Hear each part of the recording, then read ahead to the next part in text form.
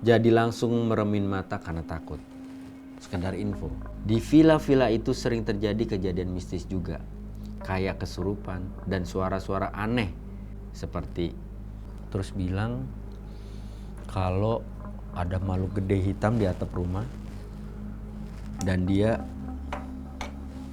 suka sama Kauki.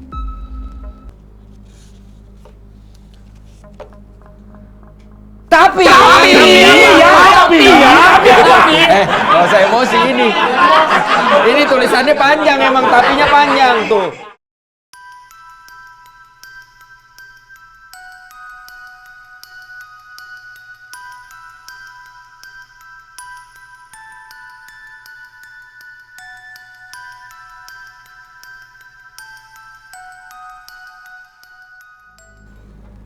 Masih digarem?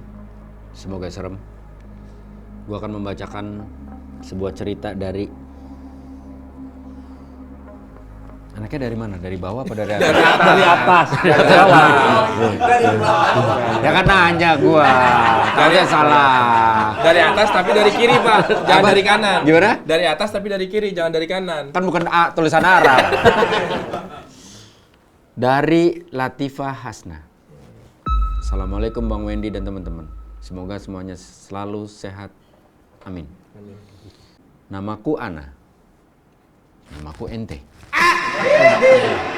Ana Ente. Aku mau berbagi cerita di sini. Pengalaman beberapa tahun lalu waktu ada acara ospek sekolah di salah satu villa yang ada di salah satu daerah Puncak, Prigen. Ini suka marah-marah. Waktu itu acara game rame-rame udah selesai. Marah-marah mulu, kenapa dia marah-marah, Pak? Coba omelin, tanyain.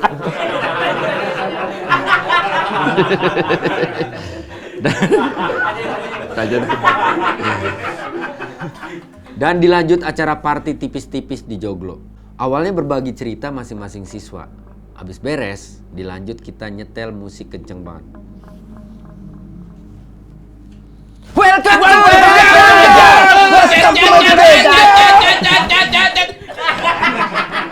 kan kencang-kencang.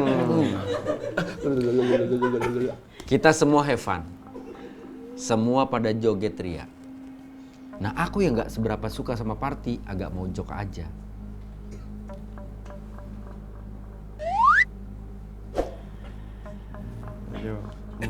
Ayo. Sambil duduk-duduk santai pas di salah satu pilar Joglo. Tidak sengaja, tatapanku langsung tertuju. Ke aku kan, Pak. Bapak pasti dulu ke aku. Lihat siapa?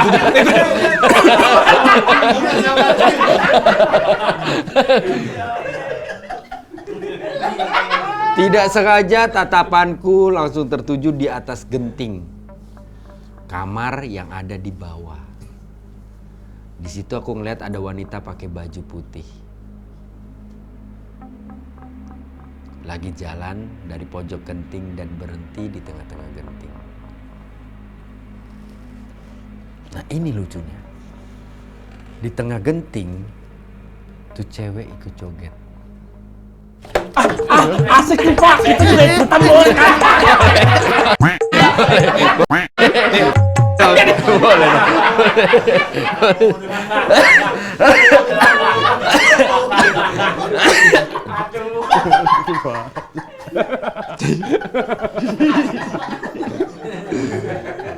Dari tempatku duduk cuma kelihatan ada wanita pakai baju daster putih yang ikut joget di sana. Wajar lah. Kan emang di Joglo bawah sini lagi party.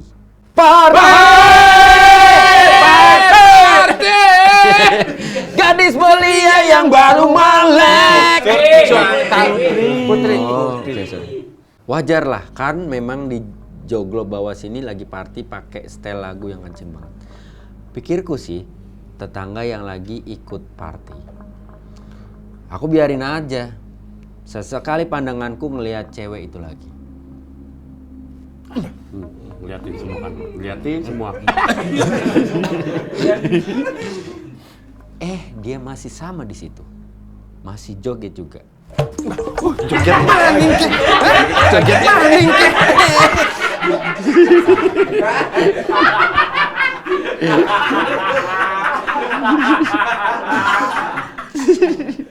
Dari tempatku cuma kelihatan ada cewek yang rambutnya panjang. Terus gerak-gerak gak jelas gitu. Dia jelas gini nggak jelas. Dia nggak jelas banget ya jogetnya. Kayak joget, tapi kayak bukan. Oke lah, aku biarin.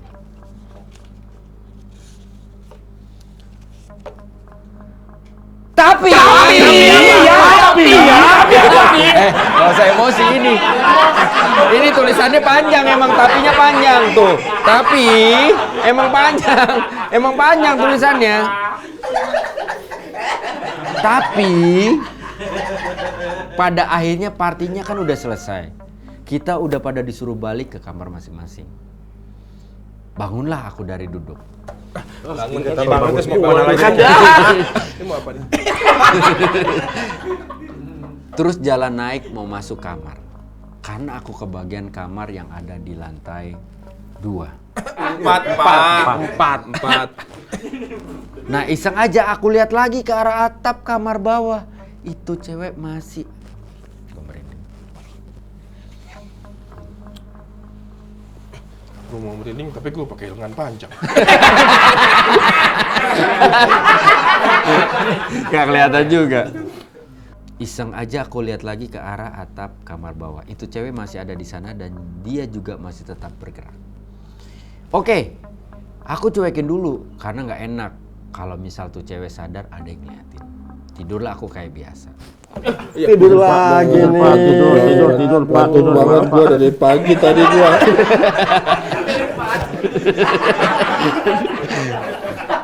Tidurlah aku kayak biasa. Begitu pagi aku keluar kamar buat cari hawa segar. Sekalian penasaran juga sama tetangga sebelah yang semalam joget-joget. Ternyata di atas kamar bawah nggak ada pemukiman warga sama sekali. Jadi di balik kamar itu langsung kebun yang luas banget. Gak ada rumah lain. Langsung aja aku cerita ke teman-teman. Ternyata semalam banyak juga yang diganggu pas mereka tidur. Ada yang lagi nyapu di depan kamar. Ada juga sosok hitam gede yang lewat di jendela kamar. Kayak gitu. Ngeliatin apa lagi nih, Pak? Ngeliatin apa ini? Itu semua ngebuat temen-temen jadi langsung meremin mata karena takut. Sekedar info, di villa-villa itu sering terjadi kejadian mistis juga. Kayak kesurupan dan suara-suara aneh. Seperti aneh.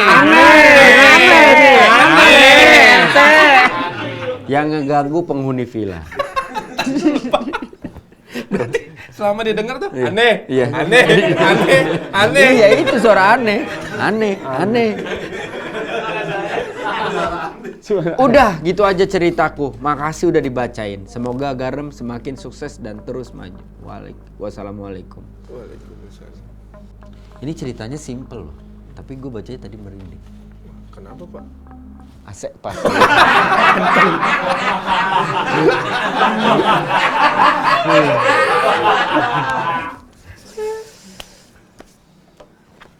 Ada satu cerita lagi. Dari Aurora Revalita Kirana. Saya mau bercerita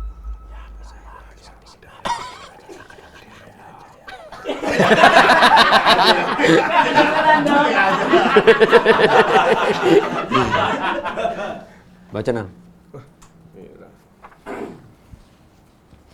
Kenapa tuh? Saya lagi cosplay Bapak.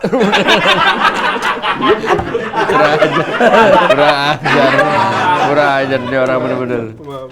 Ini dari Aurora Revalita Kirana. Saya mau bercerita pengalaman horor saya ketika pindah rumah di sebuah klaster di Jakarta Selatan bersama orang tua saya. Istri saya, anak-anak saya. Solid ya, Bu. Solid. Ibu kenapa nih? Ibu kenapa?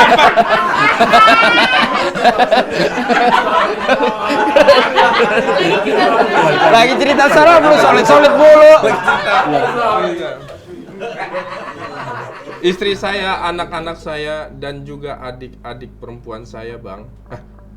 Kok dia tahu gua abang-abang ya? Ya tahu bro, tahu kan ini maksudnya buat gua. Oh iya Pak. Sekitar tahun 2020. 2020. Tapi tulisannya 2020 Pak.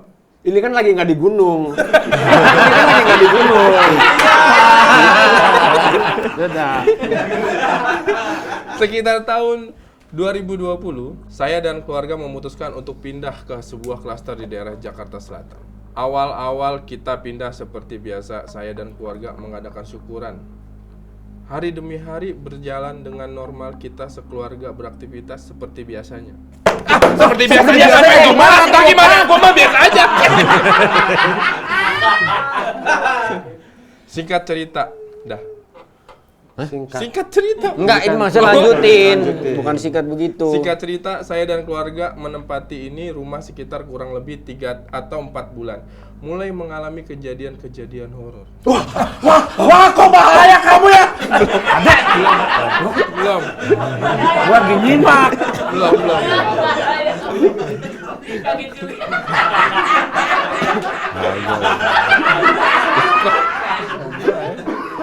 Awal mula kejadian horornya tuh ketika saya ada jadwal kerja shift malam dan di rumah cuman ada ibu saya, istri dan anak saya serta adik-adik perempuan saya doang ketika saya maksudnya gimana sih gue baca ini?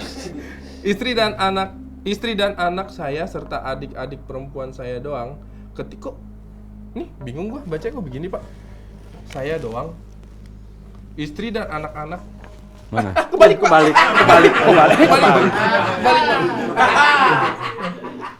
Awal mula kejadian horor itu ketika saya ada jadwal kerja shift malam dan di rumah cuma ada ibu saya, istri saya dan anak-anak saya beserta adik-adik perempuan doang.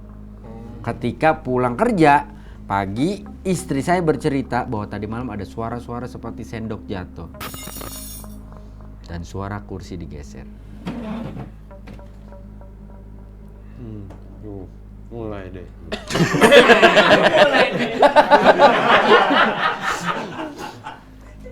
Awalnya saya tidak menghiraukan Bang.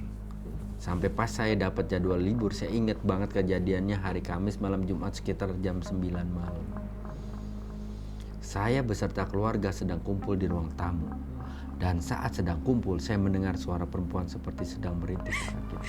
Aduh enak nih. Enggak maksudnya aduh. Sakit. Udah gitu. Aduh gitu. Pertama saya tidak anggap selang 15 menit. Selang 15 menit tuh seberapa panjangnya? Selang. Meter Bang, meter. Selang 15 menit saya mendengar lagi suara perempuan tadi dan saya langsung menanyakan ke istri saya, kamu dengar gak Bu? Enggak. Bukan. Gua lagi baca. Kata istri saya, dengar apaan ya? Saya bilang, itu barusan ada suara cewek dari depan. Kata istri saya, enggak aku nggak dengar apa-apa ya. Perasaan kamu doang kali. Sudah, saya tidak hiraukan lagi Bang. Oh iya, saya lupa. Jadi denah rumah saya itu rumah pertama dari klaster tersebut. Di depan klaster ada kebun kosong. Dan gak jauh dari klaster itu ada kali atau sungai. Terus samping rumah saya ada space kecil untuk naruh barang-barang yang tidak terpakai dan di ujung space itu ada toren airnya. Oke, lanjut lagi. Ini apa danger ya? Ini maksudnya apa? Ini manjang nggak? Iya, jadi manjang nih. Jadi nggak sengaja saya dengar pembicaraan anak-anak tetangga saya bahwasannya rumah yang saya tempati itu sudah kosong hampir 3 sampai 4 tahun, Bang. Percaya nggak percaya, anak saya yang kedua baru berusia 1,5 tahun. Mulai rewel, mulai kayak nggak nyaman tinggal di rumah itu Bang. Sampai akhirnya saya coba berobat ke orang yang lebih paham dalam hal gaib. Kata orang pinter yang ikut lomba olimpiade matematika. Orang pintar. 3 bagi 3 berapa? Kata orang pinter, anak saya itu mau dijadikan tumbal sama penghuni rumah tersebut, Bang. Sosoknya hitam besar dan dia nunggu di dapur dekat mesin air. Sampai waktu itu saya sendiri mengalami kesurupan sosok hitam tersebut, Bang. Terus, pas saya dapat shift malam lagi, istri saya nelpon saya sekitar jam 1.30 malam ngasih tahu kalau di lantai atas rumah ada suara orang yang sedang memainkan pintu kamar seperti dibanting-banting. Jangan tidak seperti ya. Dibanting-banting. Dibanting lagi, dibanting lagi. Banding ke. Nanti saya kirim videonya.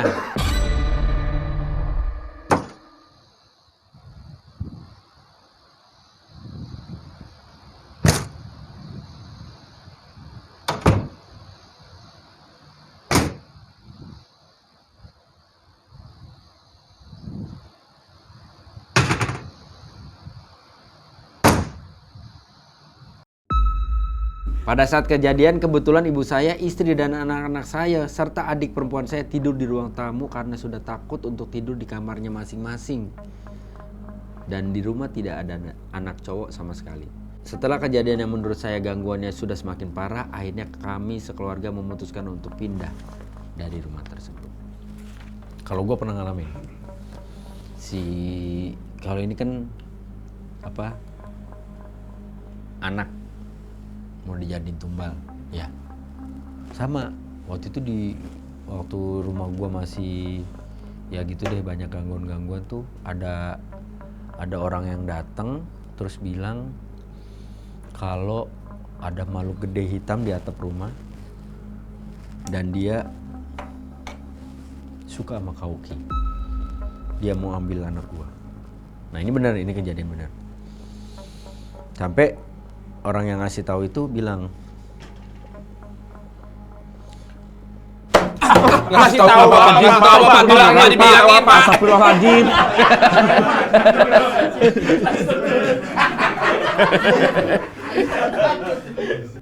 Jadi temen gue bilang dia punya temen yang bisa ngelihat kondisi rumah. Terus katanya temennya itu mau ngubungin gue malam-malam.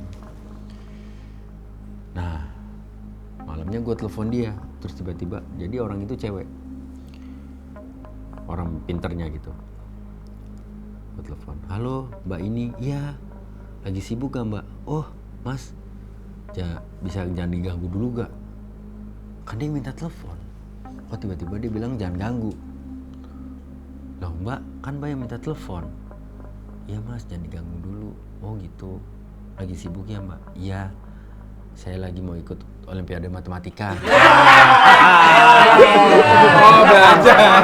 Gak. Gue bercanda.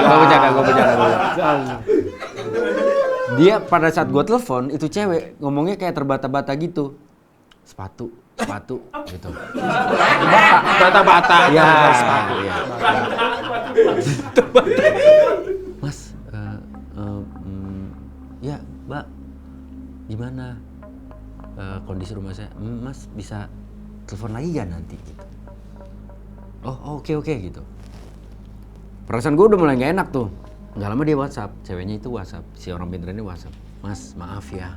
Awalnya kan tuh cewek WhatsApp bilang bahwa penghuni rumah gue itu suka sama anak gue yang cowok, pengen ngambil dia. Wow, udah ngomongnya macam-macam deh, udah bikin gue takut gitu. Tapi setelah gue telepon, tuh cewek orang pintar ini bilang via WhatsApp, mas nggak apa-apa, nggak jahat kok yang di rumah, nggak ada niatan jahat yang di rumah, nggak niatan ganggu kok. Dan lo tahu kenapa? Ternyata setelah tuh cewek nge-WA gue ngasih tahu kalau makhluk yang ada di rumah gue suka sama anak gue yang cowok, dia ngasih tahu kalau makhluk yang ada di rumah gue langsung terbang ke rumah tuh cewek yang ada di daerah Depok kalau nggak salah. Ngasih tahu kalau gue nggak ganggu atau gimana lah, nggak ngerti juga gitu.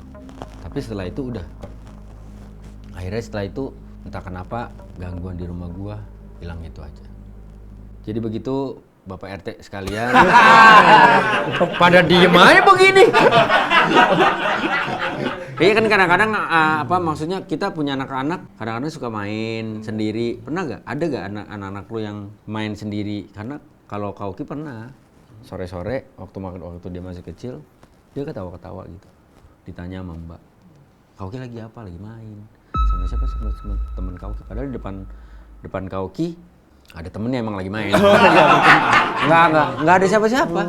Pernah gak lo anak lo Nang? Kalau saya sih anak nggak Pak, tapi kalau ini cerita bener temen. Saya waktu itu SD. Jadi saya habis main gambaran sama dia tuh. Waktu tinggal saya di Jaha di Gang Rambutan di Bekasi Jati Asih. Itu dia orang Medan Pak, orang Batak. Jadi saya main gambaran sama dia. Dia tuh kalah main gambaran. Itu sekitar jam 4 sore. Pas udah jam 5 saya suruh pulang sama ibu saya kan, karena udah mau maghrib. Udah, pas suruh pulang, dia nyamperin, dia penasaran, Nang main lagi yuk. Terus saya bilang kan, namanya anak kecil kan, nggak boleh gue sama mama gue, udah mau maghrib, besok aja, kata saya gitu kan. Ya, gue kan kalah, curang lu, kata dia gitu, main lagi dong. Enggak, gue nggak boleh sama mama gue, besok aja, saya bilang gitu kan. Terus, udah tuh Pak, dia pulang. Dia itu, kalau nggak salah orang tuanya cerai. Ayahnya sama ibunya, ayahnya nggak tahu pergi kemana, dia tinggal sama ibunya, tapi ibunya kerja terus, dia tinggal sama kakaknya pun masih kecil waktu itu, ya kan. Terus besok pagi subuh, sekitar jam 4 sampai jam setengah 3 saya lupa, saya dibangunin sama ayah saya lupa nama teman saya itu siapa ya kan. Nah, lihat sini nggak kemarin gini-gini, iya main sama anak tapi nggak tahu lagi kemana. Dari subuh itu Pak, itu keluarga dia, tetangga semua udah nyari-nyari Pak, nggak ketemu di mana-mana. Pas pokoknya udah mau siang itu jam 6 kalau nggak salah, apa jam setengah 7, ada orang yang penasaran aja tuh ke empang dekat rumah dia, digini-giniin aja pakai gala, nggak ketemu-temu. Tapi orang penasaran di situ, nggak lama bener ngambang dia. Ternyata katanya sih diajak main sama begituan, karena dia saking nggak punya teman mau main, katanya gitu, nggak ada yang ngajak main tapi dia masih pengen main, akhirnya ada yang ngajak main katanya. Tapi agak jahat. Sampai akhirnya meninggal. Ya, itu di Jaha itu. Terus saya masih SD.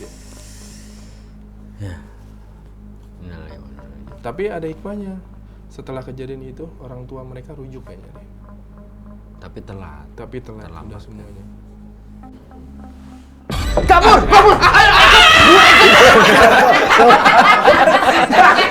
Paling tengah lagi. Ya Allah.